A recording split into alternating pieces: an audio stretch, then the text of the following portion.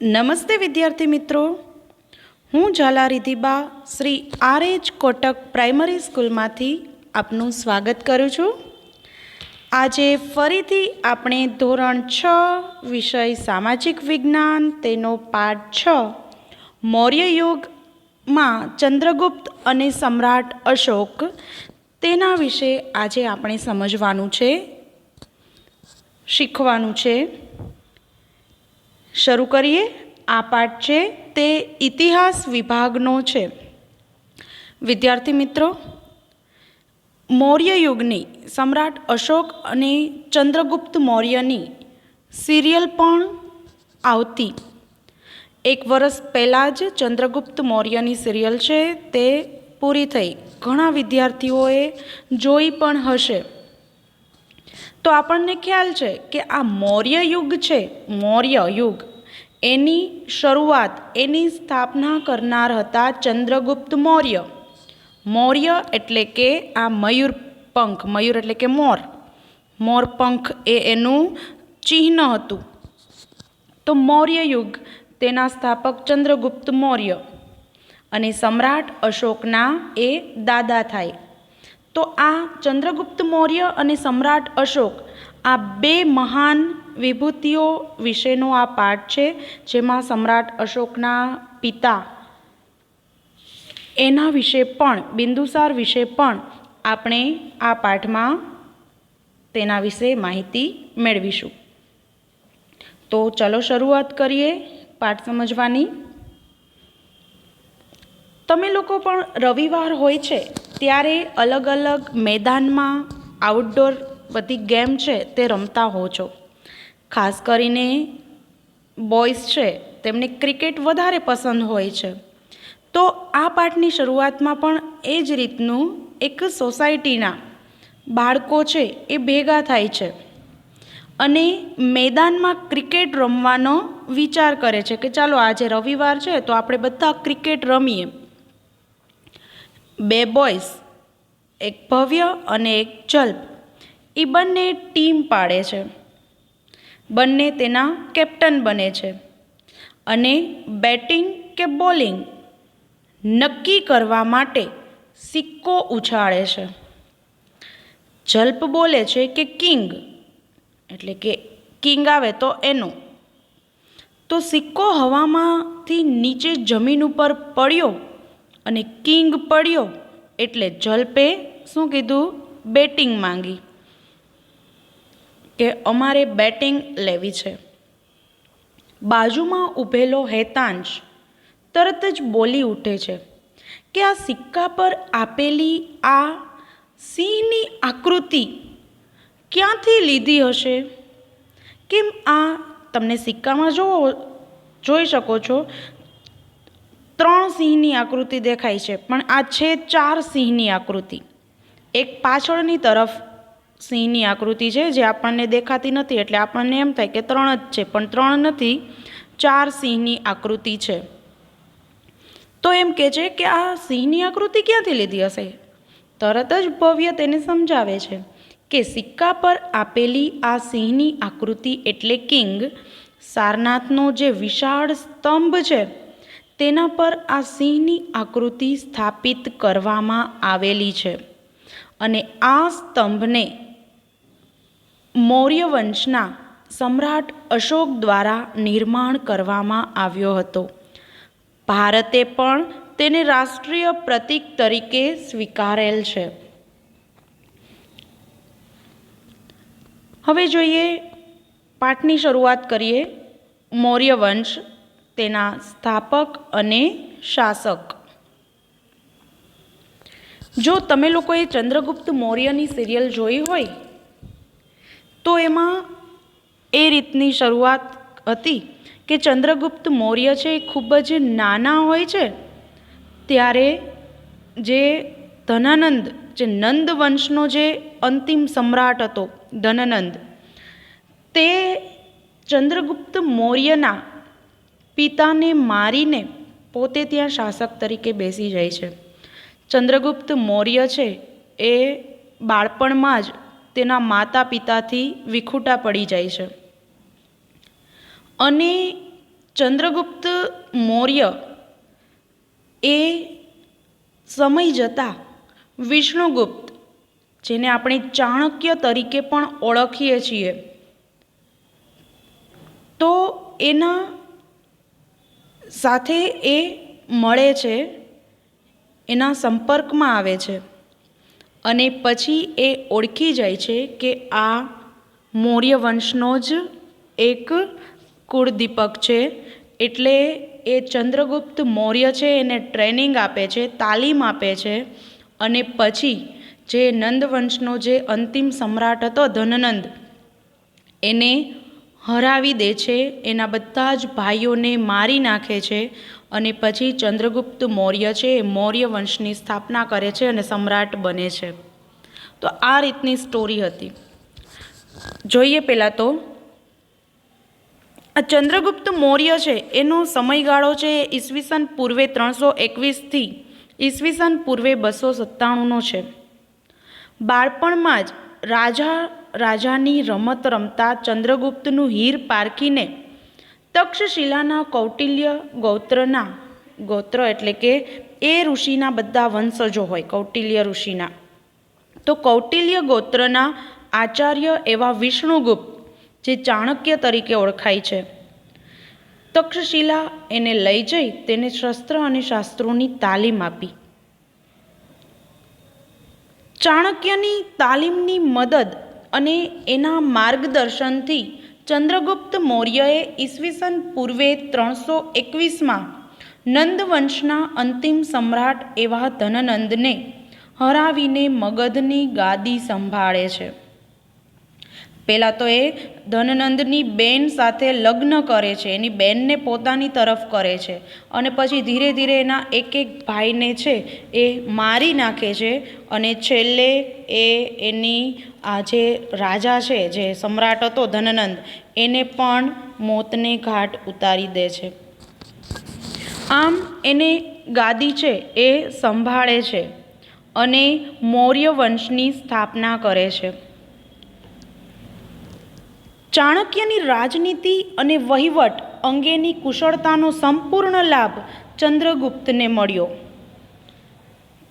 ચાણક્ય છે એ ખૂબ જ પ્રખર એવા અર્થશાસ્ત્રના જ્ઞાતા છે. આપણા દેશમાં અર્થશાસ્ત્ર લાવનાર એ ચાણક્ય જ હતા.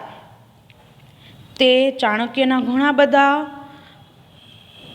જે વિચારો છે એ આજે પણ એટલા જ જાણીતા અને પ્રખ્યાત છે.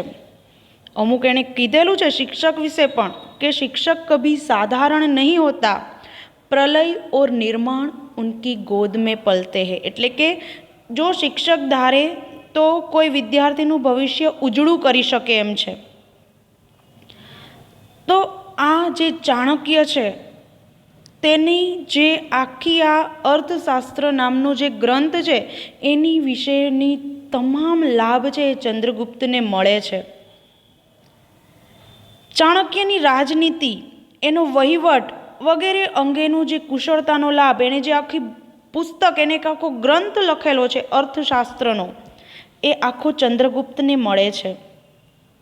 ચાણક્ય દ્વારા લખાયેલ, તમે જોઈ શકો છો આ ચિત્રમાં, અર્થશાસ્ત્ર નામના ગ્રંથમાંથી તે સમયની રાજકીય, આર્થિક, સામાજિક જીવનની માહિતી મળી રહે છે. ચંદ્રગુપ્તની તમામ સિદ્ધિઓમાં આ ચાણક્યના મુત્સદ્દીગીરીવાળા માર્ગદર્શને ઘણો મહત્ત્વનો ભાગ ભજવ્યો હતો. જો કદાચ ચાણક્ય છે એ ચંદ્રગુપ્ત મૌર્યના જીવનમાં આવ્યા ન હોત તો ચંદ્રગુપ્ત મૌર્ય કદાચ આ મૌર્ય વંશની સ્થાપના ન કરી શકે, મગધની ગાદી ઉપર ન આવી શકે. ત્યારે મગધ છે એ સૌથી મોટામાં મોટું રાજ્ય ગણાતું. ગ્રીક રાજા સેલ્યુકસ નિકેતરને હરાવીને ચંદ્રગુપ્ત 4 પ્રદેશ મેળવે છે. એક તો કાબુલ, જે પાકિસ્તાન તરફ આવ્યું છે, કાબુલ, કંદહાર, હેરાત અને બલુચિસ્તાન, એણે જીતી લીધા. ચંદ્રગુપ્તની આ બહાદુરીથી પ્રભાવિત થઈ અને સેલ્યુકસ છે પોતાની પુત્રી હેલેનાને ચંદ્રગુપ્ત સાથે પરણાવે છે. અને પોતાનો જમાઈ બનાવે છે અને પોતાના રાજદૂત મેગેસ્તનીસને તેના દરબારમાં મોકલે છે.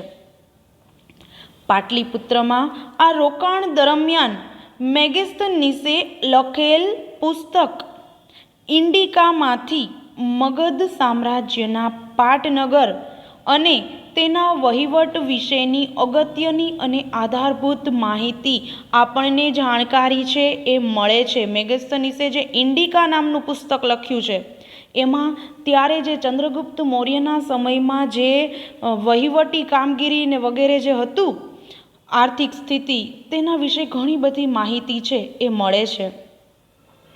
હવે જોઈએ ચંદ્રગુપ્ત દ્વારા કરવામાં આવેલો રાજ્ય વિસ્તાર. એણે કેટલા રાજ્યો જીતી લીધા અને રાજ્યનો વિસ્તાર કર્યો, રાજ્ય છે એનું વધાર્યું. ચંદ્રગુપ્તે પોતાની વીરતા અને ચાણક્યની રાજનૈતિક કુશળતાથી પોતાની સત્તાનો પ્રસાર ભારતના અન્ય પ્રદેશોમાં કરી સમગ્ર ભારત પર એક સાર્વભૌમ સત્તા સ્થાપવાનો પ્રયત્ન કર્યો કે એક ભારતમાં એક જ સત્તા હોય તેવો પ્રયત્ન તેણે કર્યો. ઉત્તરમાં તેણે અફઘાનિસ્તાન, પેશાવર, કંદહારથી લઈને પૂર્વમાં બંગાળ સુધી તેનું શાસન હતું. પશ્ચિમ ભારતમાં પર પણ તેની સત્તા છે એ એણે સ્થાપી દીધી હતી. આપણું સૌરાષ્ટ્રમાં પણ તેનું શાસન હોવાનું તથા પુષ્યગુપ્ત નામના વૈશ્ય અમાત્યને ત્યાંના રાષ્ટ્રીય એટલે કે રાજ્યપાલ તરીકે નિમ્યા હોવાનું આધારોમાં જાણવા મળે છે. સૌરાષ્ટ્રમાં આવેલ ગિરિનગર, જૂનાગઢને પહેલાં ગિરિનગર તરીકે ઓળખવામાં આવતું હતું. તો આ જૂનાગઢના ગિરનાર પર્વતમાંથી જે નીકળતી નદી છે એના ઉપર એણે બંધ બાંધ્યો અને બંધ બાંધીને પુષ્યગુપ્તે આ સુદર્શન તળાવનું નિર્માણ કરાવ્યું હતું. કારણ કે સૌરાષ્ટ્રમાં પુષ્યગુપ્ત છે એ રાજ્યપાલ હતા અને પુષ્યગુપ્તે સુદર્શન તળાવનું નિર્માણ કરાવ્યું હતું. ખાસ યાદ રાખવાનું છે આ. હવે નીચે જઈએ તો દક્ષિણ ભારતના કોંકણ, કર્ણાટક, મહારાષ્ટ્ર વગેરે પ્રદેશો પણ મગધ સામ્રાજ્યનો જ એક ભાગ હતો. તમે વિચારો, મગધ કેટલું વિશાળ, કેટલું ફેલાયેલું હતું. વાયવ્યમાં છેક પશ્ચિમ ગાંધાર એટલે કે અફઘાનિસ્તાન સુધીના પ્રદેશો પણ ચંદ્રગુપ્તની સત્તા હેઠળ હતા. આમ સમગ્ર ભારત પર મૌર્ય સામ્રાજ્યની સાર્વભૌમ સત્તા પ્રવર્તતી હતી. સમગ્ર ભારતમાં ચંદ્રગુપ્ત મૌર્યએ પોતાની સત્તા સ્થાપી દીધી હતી. અનેક પ્રદેશો જીતી પોતાના સામ્રાજ્યમાં અંદર ભેળવી દીધા હતા. ચંદ્રગુપ્ત એમાં એને જે રાજદૂત તરીકે દરેક જગ્યાએ મોકલતા, તો રાજદૂત એટલે શું? જેને આપણે એલચી એવું પણ કહીએ છીએ. ખાવાની એલચી નહીં હો, એલચી. તો કે એટલે શું? તો કે એક રાજ્યનો બીજા રાજ્યમાં મોકલવામાં આવતો પ્રતિનિધિ. આપણે ઘણા રાજદૂત છે એ વિદેશમાં પણ મોકલ્યા હોય છે કે ત્યાંની આપણને જાણકારી વગેરે મળી શકે. ચંદ્રગુપ્તે તેના જીવનનો અંતિમ સમય છે તે જૈન મુનિ, ખાસ યાદ રાખજો, જૈન મુનિ ભદ્રબાહુ સાથે મૈસૂર, જે હાલમાં કર્ણાટક છે, ત્યાંના શ્રવણ બેલગોળામાં વિતાવ્યો હતો. ઈસવીસન પૂર્વે 297માં તેનું મૃત્યુ થાય છે અને ચંદ્રગુપ્ત આમ 24 વર્ષ સુધી રાજ્ય કરે છે અને છેલ્લા વર્ષોમાં તેણે જૈન ધર્મ અપનાવ્યાની વાત જૈન પુરાણોમાંથી આધારભૂત પુરાવા સાથે આપણને મળી આવી છે. હવે આ ચંદ્રગુપ્ત તે જે મૌર્ય વંશની સ્થાપના કરી હતી તે પહેલાંનો જે ઇતિહાસ હતો ને, તેને આદ્ય ઇતિહાસ તરીકે ઓળખવામાં આવે છે. મૌર્ય વંશની સ્થાપનાની ચોક્કસ અને આધારભૂત માહિતી વિવિધ સ્ત્રોતોમાંથી મળી આવે છે. જેમ કે મેગેસ્તનીસ દ્વારા લખેલું છે ઇન્ડિકા, તેમાંથી, જૈન પુરાણોમાંથી. તો આવી ઘણી બધી માહિતી મળી આવે છે અને હજી પણ અમુક પુસ્તકો જે છે એના વિશે હું હમણાં વાત કરું છું તમને.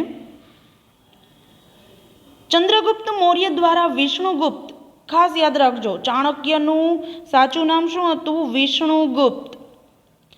એની મદદથી સ્થાપવામાં આવેલું મૌર્ય સામ્રાજ્ય એ ભારતનું પ્રથમ ઐતિહાસિક સામ્રાજ્ય કહેવાય છે. આજે પણ એને સૌ યાદ કરે છે. મૌર્ય વંશની જાણકારી મેળવવાના ઘણા બધા સ્ત્રોતો છે. ઘણી બધી કૃતિ છે જેમાંથી મૌર્ય વંશની જાણકારી આપણને મળી શકે છે. જેમ કે પેલું અર્થશાસ્ત્ર. અર્થશાસ્ત્ર નામની કૃતિ છે તે આચાર્ય વિષ્ણુગુપ્ત ચાણક્ય એના લેખક છે, એ આપણે હમણાં જોઈ ગયા. બીજું ઇન્ડિકા જે મેગસ્થનીસ દ્વારા લખાયેલ છે. ત્રીજું દીપવંશ અને મહાવંશ, આ પણ યાદ રાખવાનું છે. આ બૌદ્ધ ગ્રંથો છે જે સિલોન ઇટ મીન્સ શ્રીલંકા.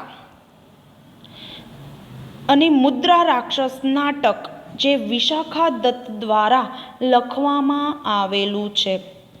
આ ઉપરાંત મૌર્ય સમ્રાટોએ કોતરાવેલ જે શિલાલેખો હતા, સ્તંભલેખો, ગુફાલેખો, સ્તૂપો, વિહારો વગેરેમાંથી પણ ઐતિહાસિક માહિતી પ્રાપ્ત થાય છે.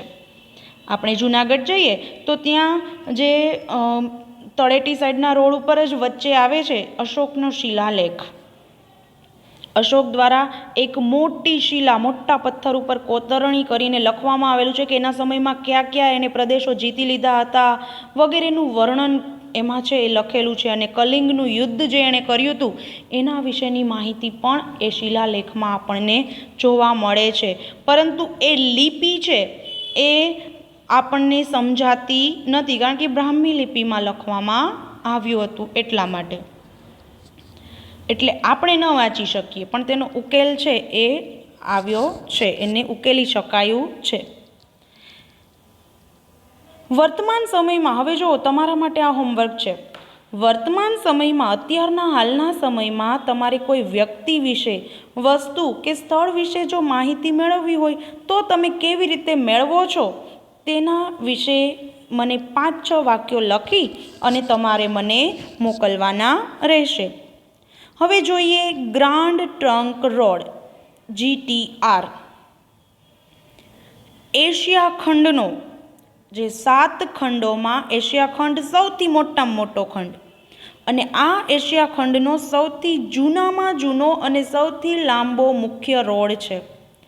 આ રોડનું નિર્માણ, યાદ રાખજો, આ રોડનું નિર્માણ સૌપ્રથમ ચંદ્રગુપ્ત મૌર્યના સમયમાં થયું હતું. તે તામ્ર લિપ્તિ થઈને તક્ષશિલા અને તક્ષશિલાથી મધ્ય એશિયાને જોડતો હતો. આ સમયે ગંગાના મેદાનથી, ગંગા નદીનું જે કિનારાનું મેદાન જે આવે છે તે મેદાનથી ગાંધાર એટલે કે અફઘાનિસ્તાન સુધી આ રોડ વિસ્તરેલો હતો. શેરશાહ સૂરી જે આપણા ઇન્ડિયામાં આવ્યા હતા તેણે પોતાના શાસનકાળમાં આ રોડનું પુનઃનિર્માણ કરાવ્યું હતું. અંગ્રેજ શાસનકાળ દરમિયાન, જે અંગ્રેજો 200 વર્ષ સુધી આપણા દેશમાં રહ્યા હતા, એમાં એક ડેલહાઉસી કરીને ગવર્નર જનરલ આવ્યા હતા, જેના વિશે તમે 8મા ધોરણમાં ભણવામાં આવશે. ડેલહાઉસીએ જ આપણા દેશમાં 1853માં રેલમાર્ગ શરૂ કરેલો. ટપાલ પદ્ધતિની શરૂઆત પણ તેણે જ કરેલી. તો આવા ડેલહાઉસી છે એણે કોલકાતાથી પેશાવર સુધી આ રોડનું પુનઃનિર્માણ કરાવ્યું હતું. જોકે ડેલહાઉસીએ કરેલા જે સુધારાઓ છે એ બધા અંગ્રેજોના ફાયદા માટે હતા, કે એ લોકો ઝડપથી સંદેશો પહોંચાડી શકે, ઝડપથી એક જગ્યાએથી બીજી જગ્યાએ જઈ શકે. તો એણે પણ, ડેલહાઉસીએ પણ આ કોલકાતાથી પેશાવર સુધીનું જે રોડ છે એનું પુનઃ એટલે કે ફરીથી નિર્માણ કરાવ્યું હતું. વર્તમાન સમયમાં હાલ આપણે આ રોડ છે એ દિલ્હીથી કોલકાતા સુધીના રાષ્ટ્રીય ધોરીમાર્ગ તરીકે ઓળખીએ છીએ, કારણ કે અફઘાનિસ્તાન ને વગેરે હવે આપણા દેશમાં નથી, પાકિસ્તાન બધું આપણે દેશમાંથી છૂટું પડી ગયું છે. બરાબર, ચાલો અહીં આજે આ લેક્ચરમાં અહીં સુધી રાખીએ. નેક્સ્ટ લેક્ચરમાં આપણે ચંદ્રગુપ્ત મૌર્યના દીકરા, એના પુત્ર બિંદુસાર વિશે, તેનો રાજ્ય વિસ્તાર, સમ્રાટ અશોક તેનો રાજ્ય વિસ્તાર વગેરે વિશે આપણે ભણીશું, સમજીશું. આ વિડીયો લાઈક એન્ડ શેર કરવાનું ભૂલશો નહીં. સારું વિદ્યાર્થી મિત્રો, આવજો. Have a nice day. Thank you for watching.